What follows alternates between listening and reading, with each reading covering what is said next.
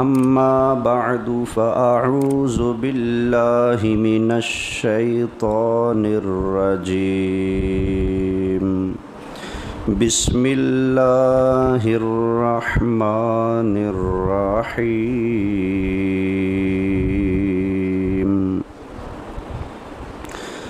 واستشهدوا شهيدين من رجالكم صدق اللہ العظیم۔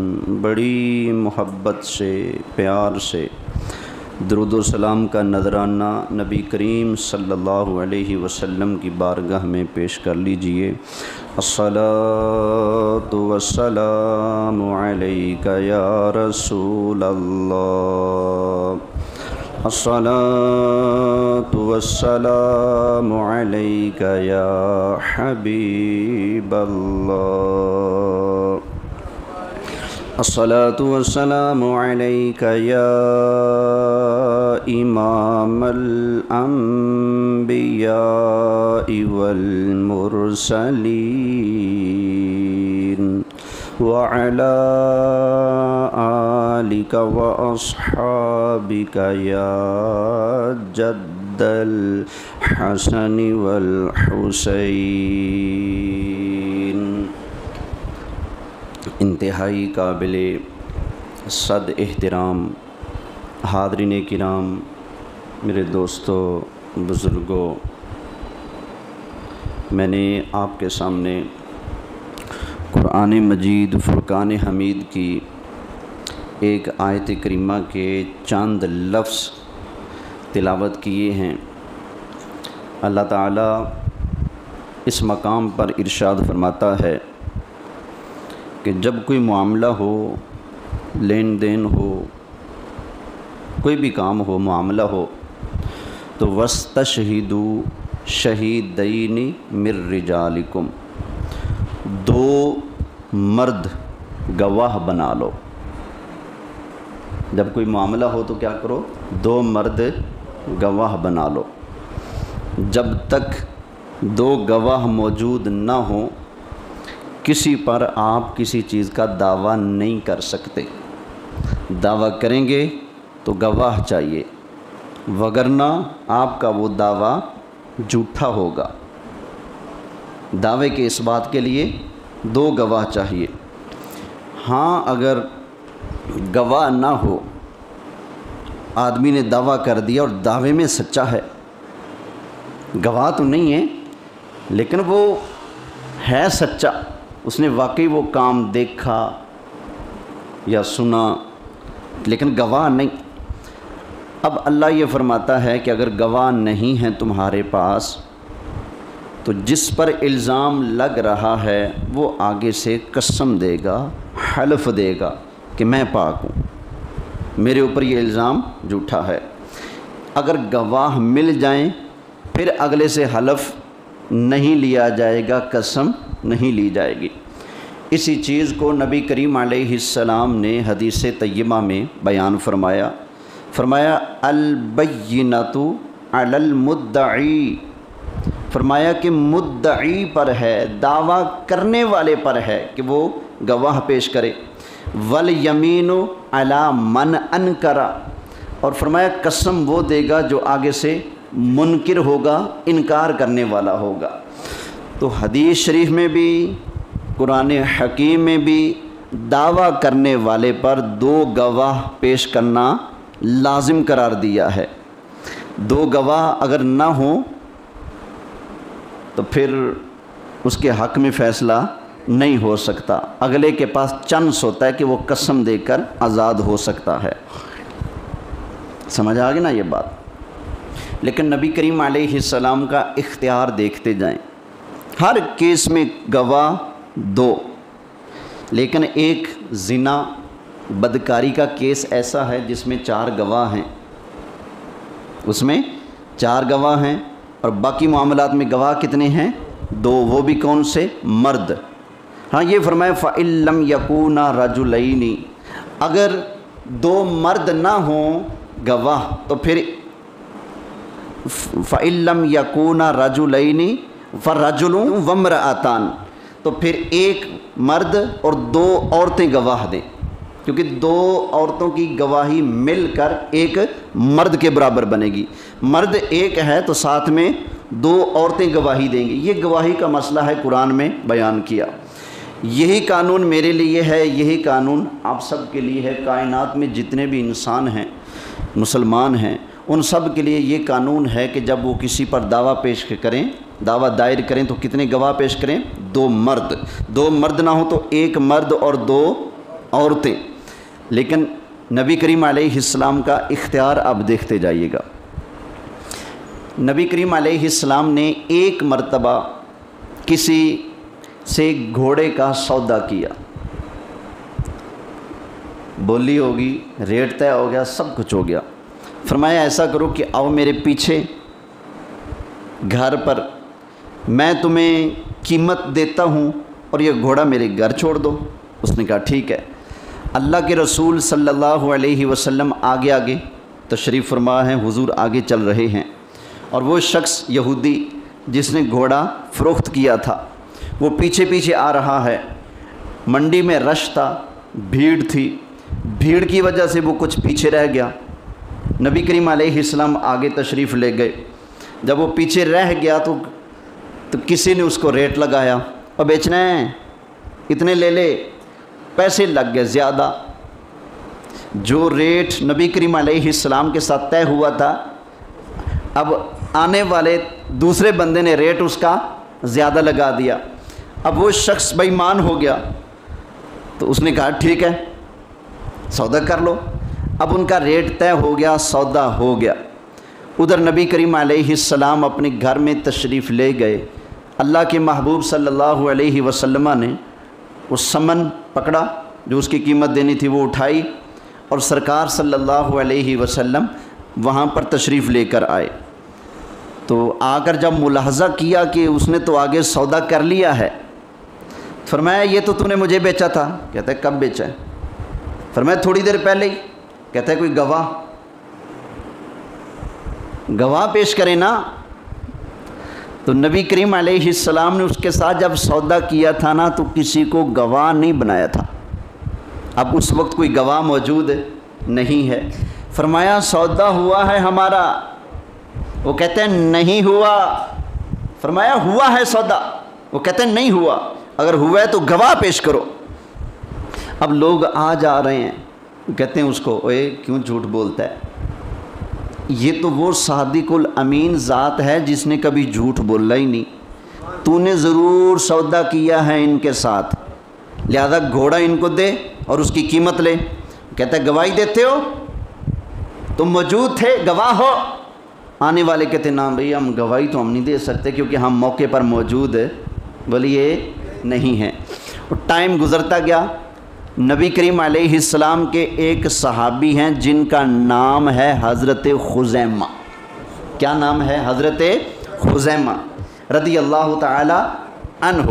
وہ وہاں سے گزرے تو جب یہ تکرار ملاحظہ کیا، فرمایا یہودیہ شرم کر، یہ اللہ کے نبی ہیں، کب غلط بیانی کریں گے؟ یقیناً تو نے گھوڑا بیچا ہے، اللہ کے محبوب صلی اللہ علیہ وسلم نے تجھ سے یہ گھوڑا خریدا ہے، تو گھوڑا دے اور پیسے لے، چل اپنے گھر۔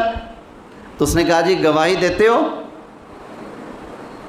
بات تو گواہوں پر ختم ہوگی نا، گواہی دیتے ہو کہ انہوں نے مجھ سے گھوڑا خریدا ہے اور میں نے بیچا ہے؟ گواہی دیتے ہو؟ حضرت خزیمہ رضی اللہ تعالی عنہ نے ارشاد فرمایا واللہ میں گواہی دیتا ہوں اللہ کے محبوب نے گھوڑا خریدا ہے، تو نے بیچا ہے، تو گھوڑا دینے کا ذمہ دار ہے، اللہ کے محبوب صلی اللہ علیہ وسلم تجھے پیسے دینے کے ذمہ دار ہیں۔ اب وہ یہودی پھنس گیا، کہہ جو رہا تھا گواہی دے دو تو کر لیتے ہیں۔ انہوں نے گواہی دے دی، مرتا کیا نہ کرتا۔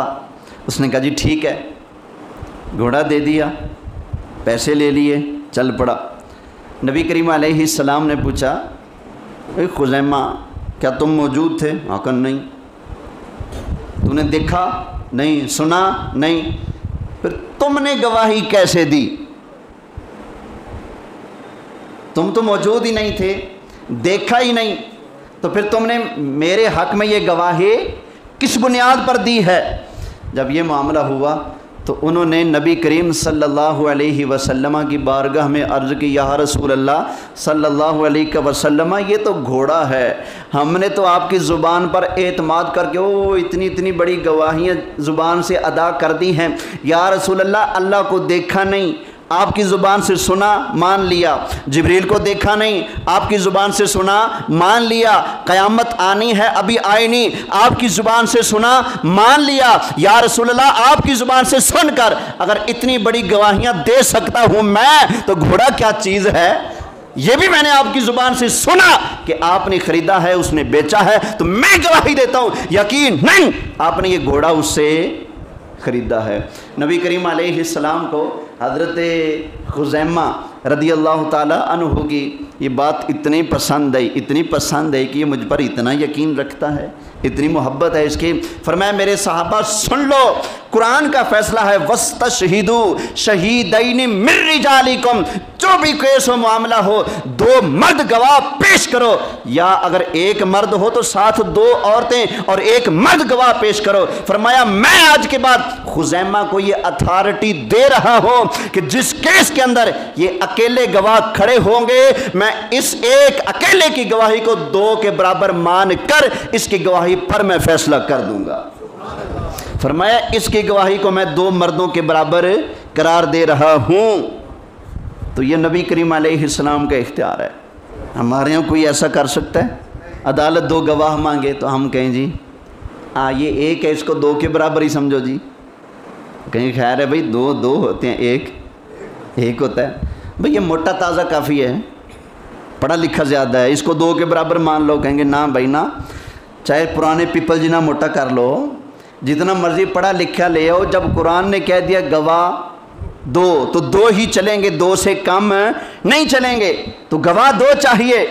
لیکن سرکار صلی اللہ علیہ وسلم کا یہ اختیار ہے، اللہ کا قانون کیونکہ سرکار کے ہاتھ میں ہے نا، اللہ نے حضور کو اختیار عطا فرمایا ہے، تو نبی کریم علیہ السلام نے اللہ کا عطا کیا ہوا جو اختیار ہے اس کو استعمال فرماتے ہوئے حضرت خزیمہ کی گواہی کو 2 کے برابر ارشاد فرما دیا۔ اور یہ پتہ ہے پھر 2 کے برابر جو گواہی ارشاد فرمائی یہ کس موقع پر کام آئی؟ سبحان اللہ، جب حضرت ابو بکر صدیق رضی اللہ تعالی عنہ کے دور خلافت میں مسلمہ کذاب کے خلاف جنگ ہوئی اور اس میں کثیر حفاظ صحابہ کی شہادت ہوئی، تو اب مسلمانوں کو خطرہ ہوا کہ اگر یوں ہی حفاظ شہید ہوتے رہے تو قرآن کی نعمت ہم سے دور نہ ہو جائے، چھن نہ جائے، تو قرآن کو ایک جگہ پر کتابی شکل میں جمع ہونا چاہیے۔ حضرت عمر رضی اللہ تعالی عنہ بار بار اس بات پر زور دیتے رہے، پھر حضرت ابو بکر صدیق رضی اللہ تعالی عنہ کا سینہ بھی اللہ نے اس بات کے لیے کھول دیا، تو انہوں نے فرمایا کہ ہاں قرآن جمع ہونا چاہیے۔ اب یہ ہوا کہ جو قرآن کے حفاظ اور قاری صحابہ تھے ان کی ڈیوٹیاں لگ گئیں کہ یہ قرآن لکھیں گے اور باقی یہی لکھوائیں گے اور یہ اس کو چیک کرنے والے ہوں گے، اور ہر آیت کو اس کے مقام پر لکھنے کے لیے 2 گواہ چاہیے ہوں گے۔ یہ آیت سورہ بقرہ کی ہے اور یہ آیت نمبر فلاں ہے، اس کے لیے 2 گواہ چاہیے ہوں گے، ہر آیت کو اس کے مقام پر لکھنے کے لیے 2 گواہ چاہیے۔ جب تک 2 گواہ نہیں ہوں گے اس آیت کو وہاں پر لکھا نہیں جائے گا۔ اور یہ ایک بات یاد رکھیں، ایک ہے قرآن کی کتابی ترتیب، یہ ٹھیک ہے نا، یہ کتابی شکل میں تو صحابہ کرام نے اس کو جمع کیا، لیکن اس کی جو ترتیب ہے نا کہ پہلے یہ سورت سورہ فاتحہ، پھر سورہ بقرہ، پھر سورہ آل عمران، پھر سورہ نساء، یہ آیت یہاں پر، یہ دوسری آیت ہے، یہ تیسری ہے، یہ چوتھی ہے، یہ پانچویں ہے، یہ چھٹی ہے، یہ آخری ہے، یہ آخری سے پہلی ہے۔ یہ آیتوں کی ترتیب اور سورتوں کی ترتیب نبی کریم علیہ السلام نے خود ارشاد فرمائی ہے، کیونکہ سرکار نے بھی قرآن حفظ کیا اور جبریل کے ساتھ قرآن کا تکرار بھی ہمارے آقا نے ہر سال کیا۔ صحابہ کرام میں سب سے پہلے جنہوں نے قرآن حضور سے حفظ کیا وہ نبی کریم علیہ السلام کے ڈبل داماد حضرت عثمان غنی ذو النورین رضی اللہ تعالی عنہ ہیں۔ اور یہ آپ اچھی طرح ہم سمجھتے ہیں کہ جب تک ترتیب نہ ہو حفظ ہو سکتا. تو ترتیب اللہ کے محبوب دے گئے تھے، اسی ترتیب کے مطابق صحابہ نے قرآن کو لکھنا اور جمع کرنا شروع کیا. ہر آیت لکھی جا رہی ہے اس کے مقام پر 2 گواہوں کے ساتھ. ہر آیت کے لیے 2 گواہ مل گئے. لیکن سورہ توبہ کی ایک آیت ہے اس کے لیے 2 گواہ نہ ملے. جو آ کر اس بات کی گواہی دے کہ یہ سورہ توبہ کے اس مقام کی آیت ہے، 2 گواہ نہ ملے. وہ آیت پتہ کون سی ہے؟ بڑی مشہور آیت کریمہ، بڑی پیاری ہے، یوں کہہ لیں سرکار کی نعت ہے. لَقَدْ جَاءَكُمْ رَسُولٌ مِّنْ أَنفُسِكُمْ عَزِيزٌ عَلَيْهِ مَا عَنِتُّمْ حَرِيصٌ عَلَيْكُمْ بِالْمُؤْمِنِينَ رَءُوفٌ رَحِيمٌ.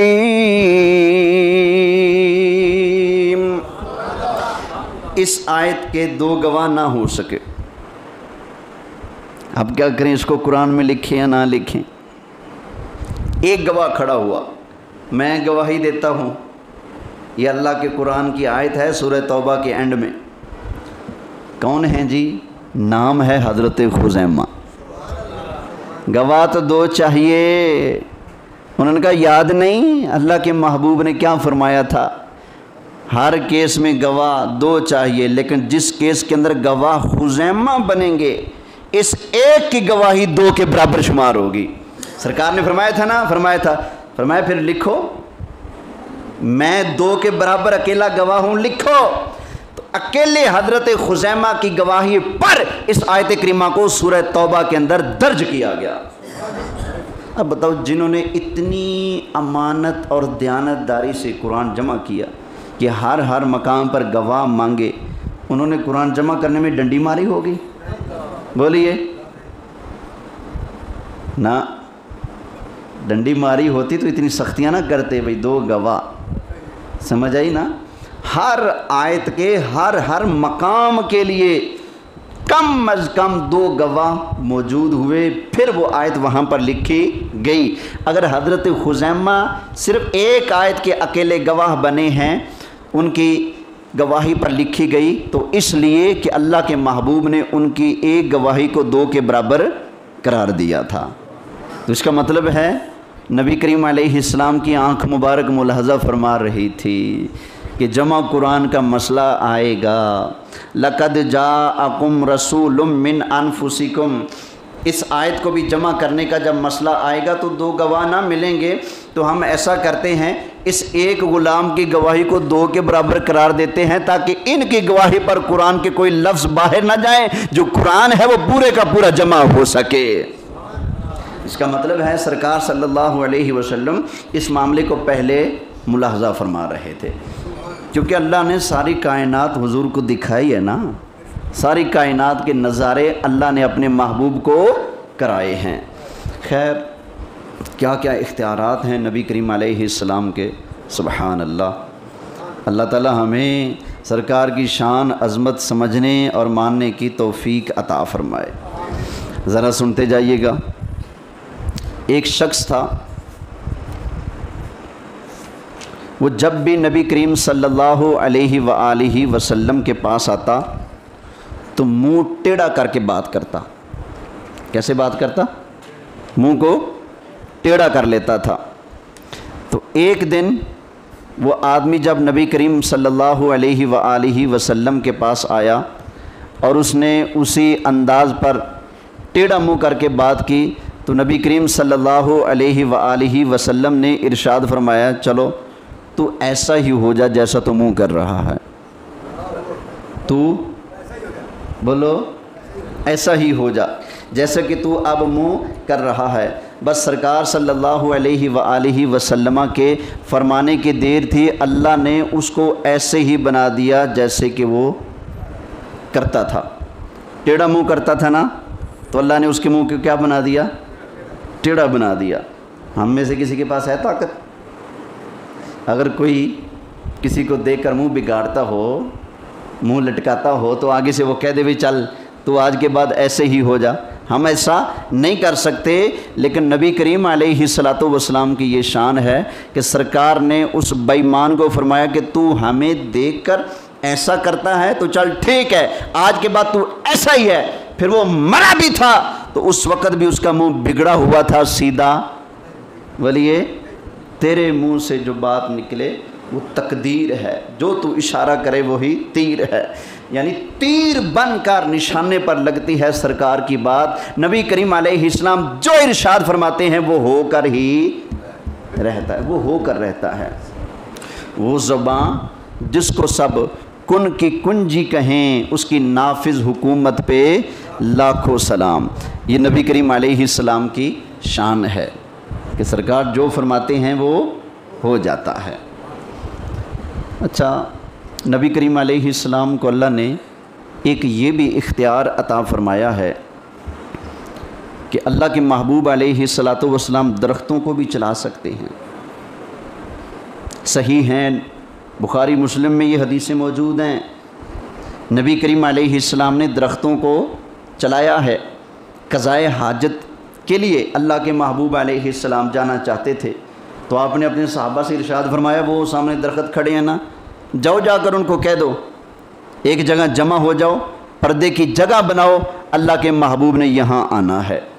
تو سرکار صلی اللہ علیہ وسلم کا جیسے آرڈر گیا وہ درخت وہاں سے چلے اور اپنی جڑوں سمیت زمین کو چیرتے ہوئے ایک جگہ پر جمع ہو گئے۔ تو اللہ نے یہ اختیار عطا فرمایا ہے نا، سبحان اللہ، کیا کیا اختیار ہیں حضور کے۔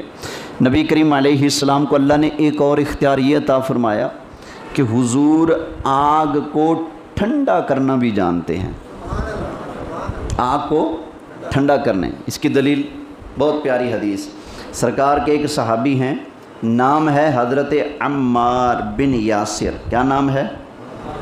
عمار بن یاسر۔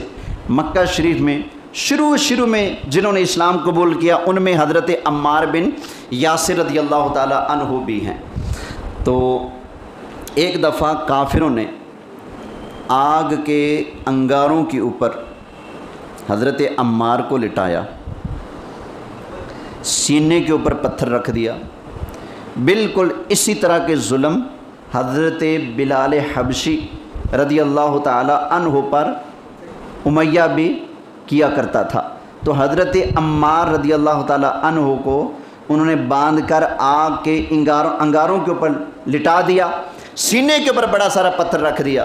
نبی کریم علیہ السلام تشریف لائے تو ان کی یہ حالت دیکھی تو سرکار صلی اللہ علیہ وسلم تو رحمت بن کے آئے نا، سرکار کے دل کو بڑا رنج ہوا، بڑی تکلیف ہوئی۔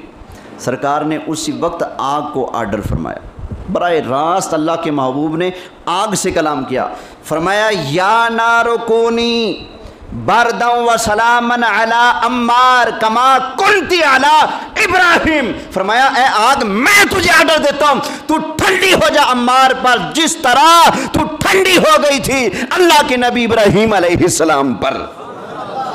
یہ سرکار نے آگ کو حکم ارشاد فرمایا، بس جیسے سرکار کے فرمانے کی دیر تھی وہ آگ کے شعلے ان کے لیے پھولوں کی طرح مان گئے۔ اور پھر کیوں نہ کہیں سب سے اعلیٰ اعلیٰ